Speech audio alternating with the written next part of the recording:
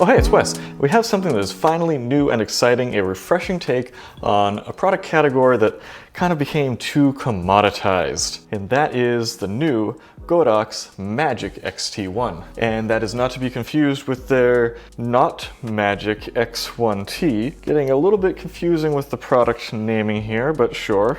This is just another wireless lav, but at the same time it's not just another wireless lav. We have some new skills here and a new form factor that is totally novel, so let's have a closer look. This is our receiver. We're currently using our receiver. So I have the wireless lav, one of them, under my shirt right here, magnetically attached to me. And as you can see, there is not much to see. Now, if I wanted to do like client work or something, I would probably black out the orange Godox, but I'll let them have it for this video. But the trick that it has up its sleeve is you come around to the bottom here, and we have our normal little hot shoe bracket. But if we press this button, it opens up, and this is where our transmitters sit. So the one that I'm wearing used to be here, and here's the other one. It just magnetically comes in and out, easy peasy. But we're getting way ahead of ourselves. Let's go through the categories as always. Let's get systematic and go for the build quality. Let's have a closer look at everything that we get and what this looks like with the build quality. And so there's no more charging case like most of them have these days. You take all the pieces, you stick them inside, then you can charge them together. This one, the receiver is the charging case. And so you don't have to remember extra pieces, it takes up less room in your bag. Now, unfortunately, we still have to remember our audio cable. Now, Godox did take a stab at this with their Verso, but I didn't much enjoy that product personally. But what else do we get here if we look a little bit closer? Open up the box. Here is where the receiver was. We have a couple of wind muffs. We have a couple of clips that magnetically attach to the transmitters. Now, past transmitters that were exclusively magnetically attached, I didn't much care for because the weight of them could cause an issue, could cause it to fall. These ones, they weigh almost nothing. And so they don't fall off very easily because there's just not significant enough weight there. If we look a little further into this, we have our typical TRS adapter. Currently, we're going into an SSL2 audio interface so that we can get the clearest, most optimal picture of the audio quality coming out of this. We have a USB-C to TRS cable, so this is for your computer or smartphone. This will allow you to do pure digital uncompressed audio into your machine. We have another little hot shoe.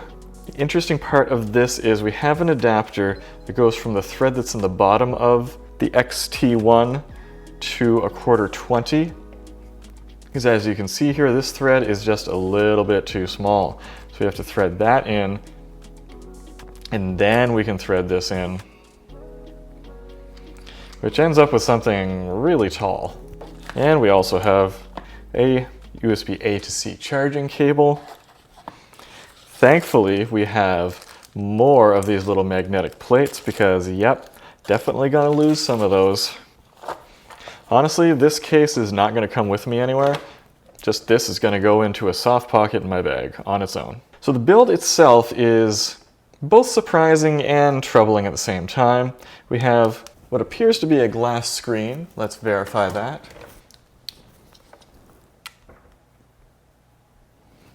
Yep, that's a glass screen. Almost none of these come with glass screens. The rest of the body is plastic, except for this shoe, which is a metal arm, which is nice, but that then gives me great concerns about this hinge joint right here, where we go from a metal arm into a very small plastic base. I'm a little concerned that that's going to break off at some point. Hasn't yet.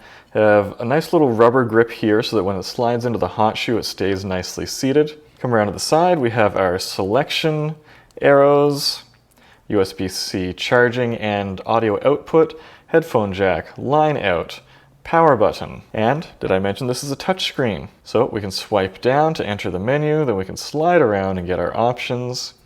Lots of options to be had here, such as noise reduction. We have our low cut option. I don't have that on since we're not out in the wind. The screen is very small, so obviously this is not the most optimal touch interface experience. If we look a little closer, you can see that I've already gotten a little nick on the side of this transmitter.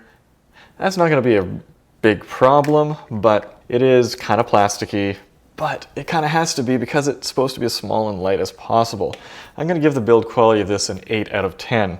Very good, but not great, but at the same time, I don't know if it could be much better based on its intended functionality. Next up is feature set. This is a 2.4 gigahertz transmitter, looking at 8 hours of battery life, 16 hours for the receiver. Receiver charges the transmitters, easy peasy.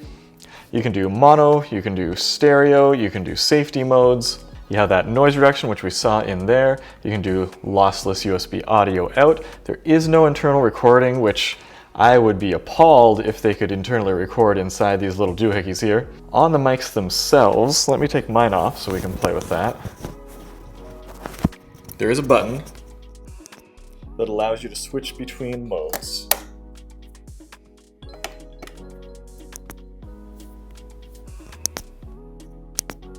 The issue is this button is a little bit too accessible.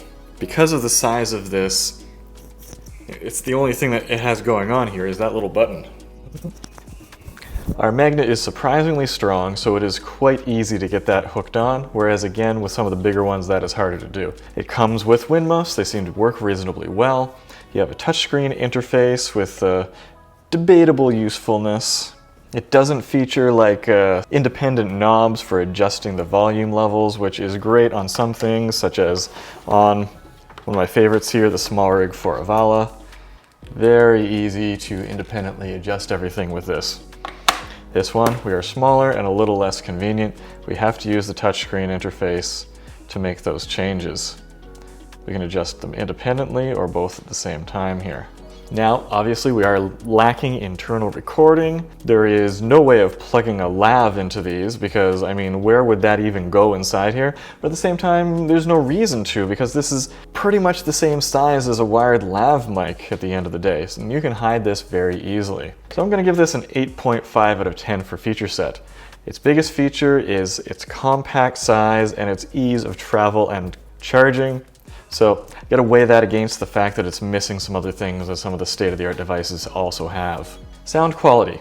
I have seen some people test the sound quality on this by taking the microphone and holding it in front of their mouth like this. But that creates a very sibilant tone, a little bit too much high end.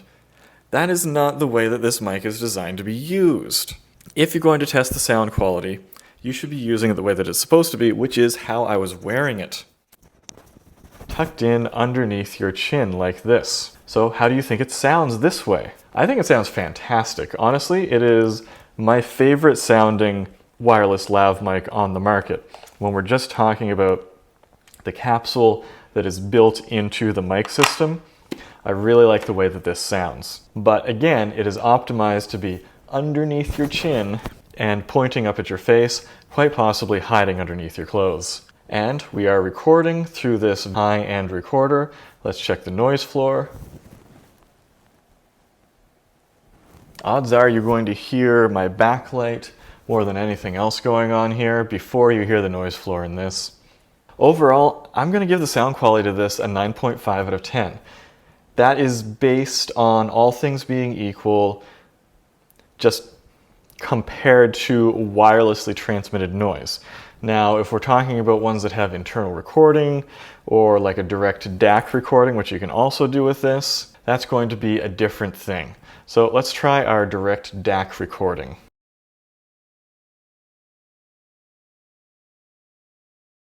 Now we are recording in our direct DAC mode into the computer. How has that improved? And once again, let's check the noise floor.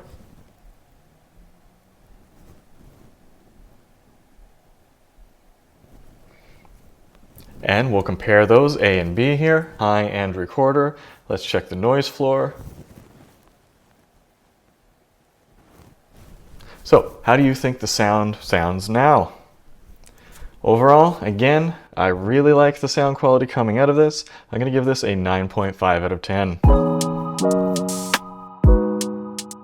Next up is usability, and here we have some pluses and some minuses. Once again, it is complicated. That touchscreen, it's nice to have a touchscreen, but it is so small. But at the same time, could it even be bigger?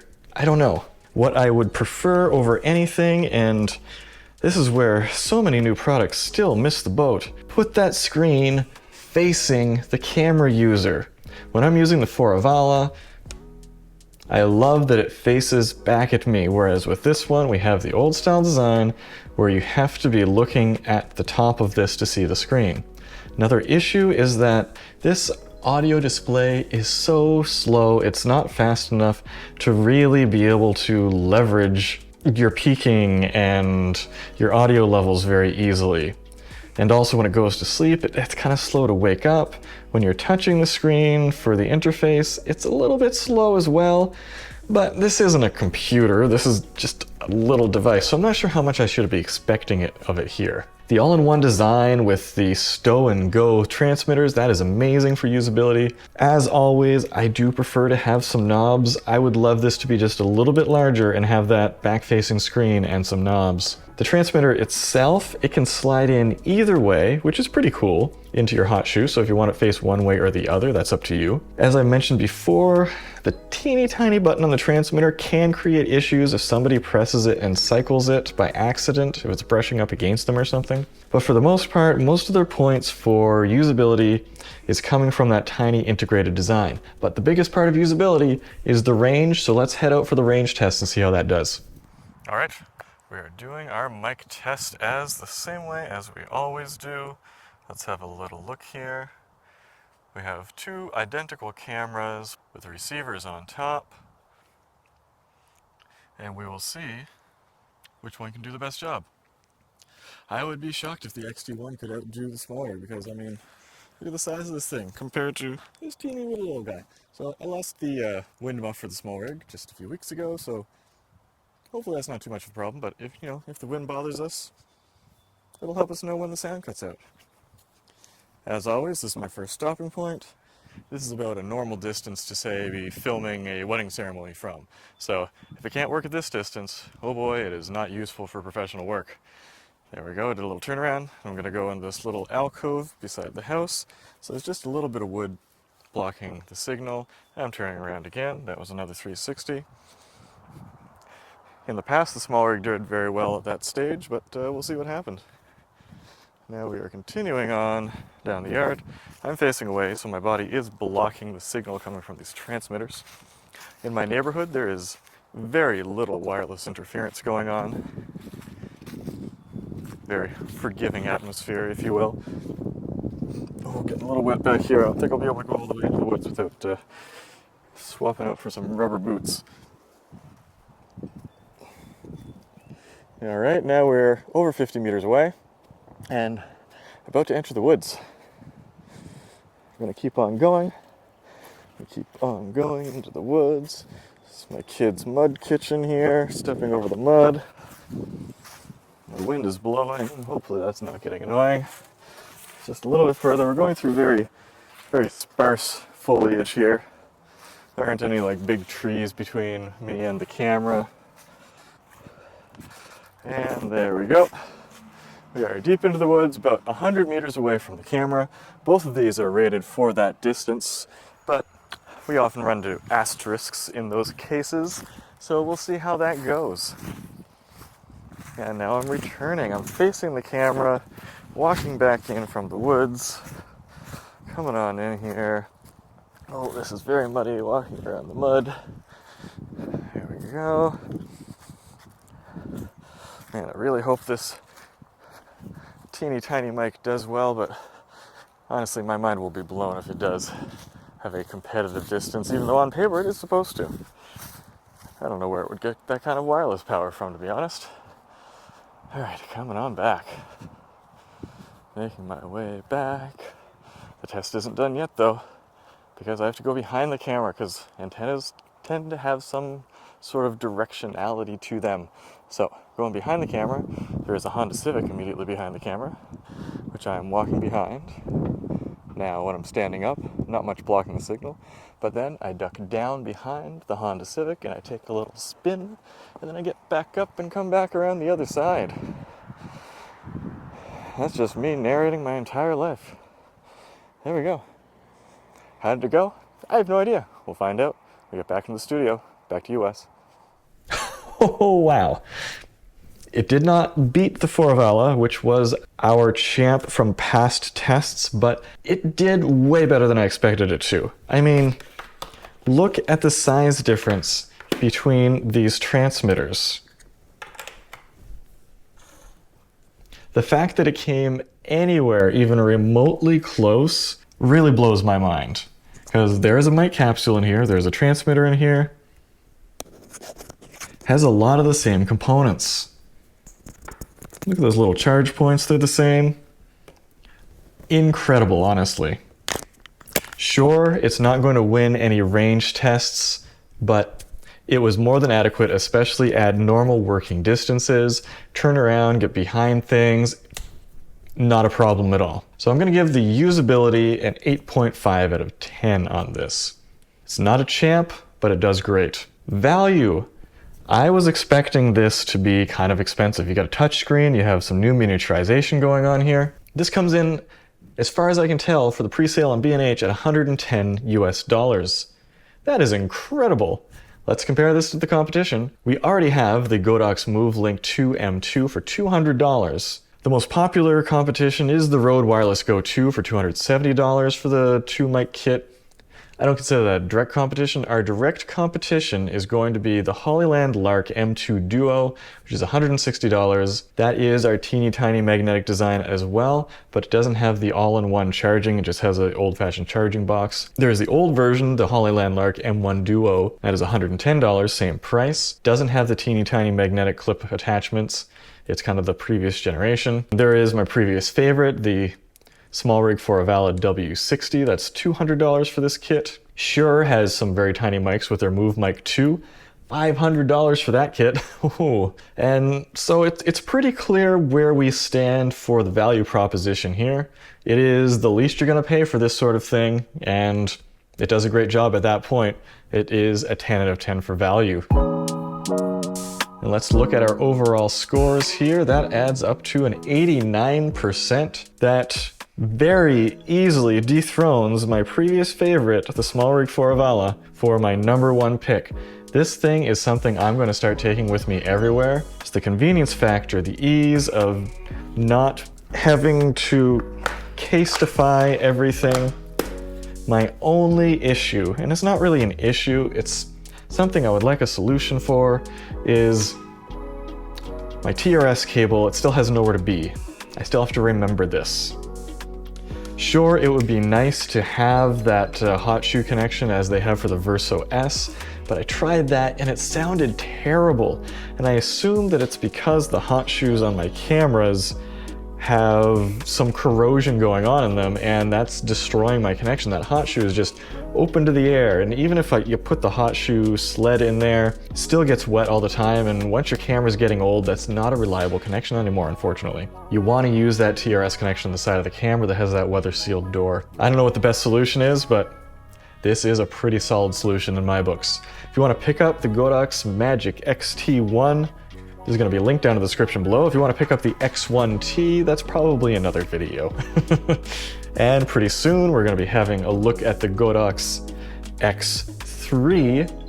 This is the Flashpoint version, but I have a few of them. So stay tuned for that and subscribe for that. If you have any questions about this, let me know and I'll get back to you down below. But until next time, let's keep it discreet. We'll go take some photos.